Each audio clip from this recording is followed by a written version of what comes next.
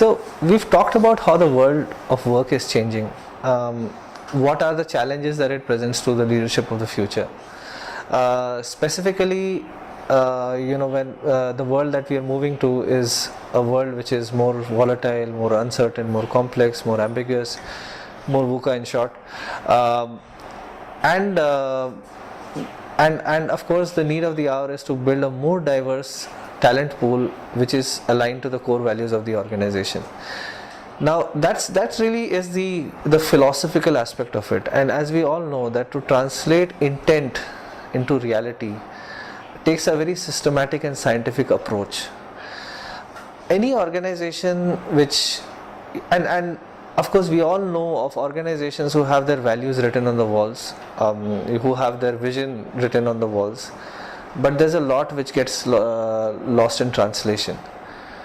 To get the translation right, what organizations need to follow is a systematic and scientific process of aligning all their HR systems, all their people management systems to their values and vision. And one of the ways, or rather I would say the first thing that we need to get right is a competency framework. A competency framework essentially is a means of holding every employee in the organization accountable to the core behaviors that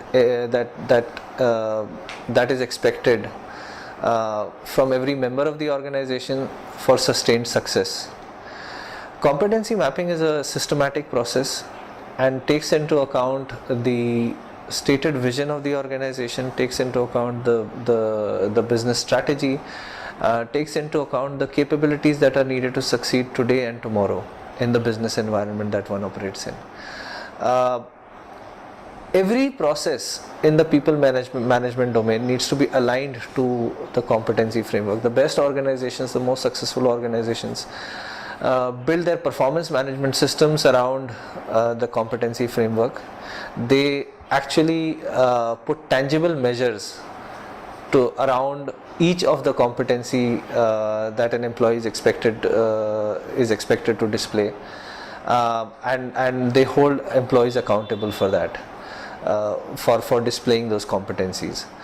Competencies are factored for when we are looking at promoting people to a more senior role. Competencies are factored for when you are hiring people in roles. In some cases, the competency framework is also used to assess the fitment of an existing employee within the organization, and one has to take some painful decisions of letting employees go in case there is a basic value mismatch with the organization.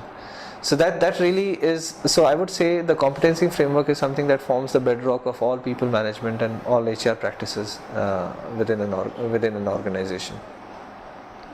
Okay. Done.